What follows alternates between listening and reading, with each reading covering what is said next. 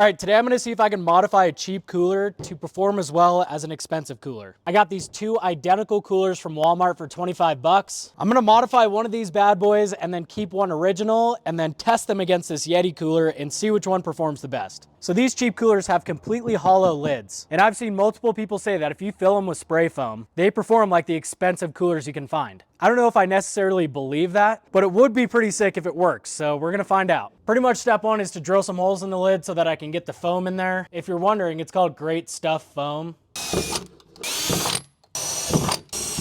I got some holes drilled, so I'm gonna stick the straw in and just start unleashing foam into this thing. I'm gonna try and do it so it fills this entire lid.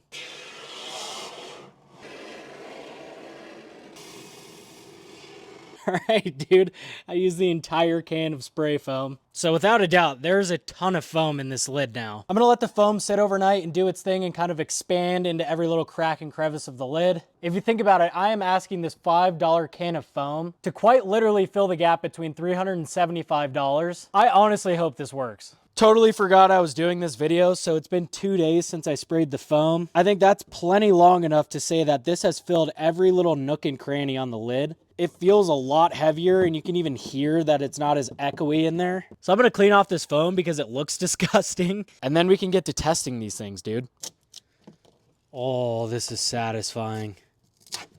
Okay, here's how my test is gonna work. I'm gonna dump 2 7-pound bags of ice into each cooler, and then I'm gonna add 3 lukewarm beers to every cooler, set the coolers in the same spot in the sun, and then check them in 24 hours. All right, we've got the normal cheap one, the modified cheap one, and the expensive one. Obviously, I think the expensive one is gonna win, but if this modified cheap one performs anywhere near the expensive one, then I think this is a super cool, inexpensive hack for your cooler. It's currently 90 degrees in Colorado right now, so now we just gotta wait 24 hours. Okay, the coolers have officially been outside for 24 hours. It's 94 degrees Fahrenheit in Colorado right now. So it is freaking schmeltering, dude. These things went through a legit test. Let's see which one comes out on top. All right, first we're gonna start off with this cheap cooler that was completely unmodified and totally original.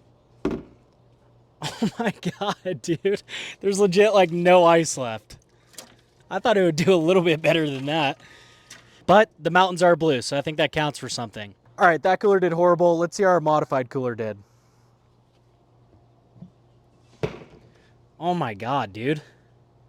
Pretty much the exact same. Barely any ice. Mountains are blue, but this thing just has no ice left in it. It does not seem like the spray foam lid helped at all. Let's test how the Yeti cooler did.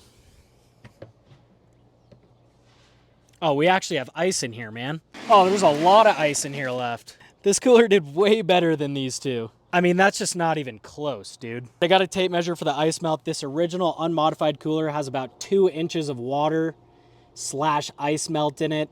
And it looks like the modified cooler with the spray foam lid has the exact same amount of ice melt. So in that sense, they performed identically. I kind of want to see what the temperature of water is in these. 38.3 degrees in the original unmodified, 39.3 degrees in the modified cooler. So this cooler is actually performing worse. 32.7 degrees in the Yeti. Wow. All right, I'm gonna grab a beer from each cooler and test how cold they are. We got the original cheap cooler beer here. Looks like it's right at about 41 degrees, 40.8 degrees. And the mountains are pretty blue, dude, so not bad. Okay, then we got our spray foam lid cooler. Let's see if it at least kept the drinks colder. 42 degrees. So it's actually warmer than just the normal stock cheap cooler. Literally modifying it has actually made the cooler worse. And then let's get a beer from this $400 Yeti cooler. Oh my God, dude, that is so much colder.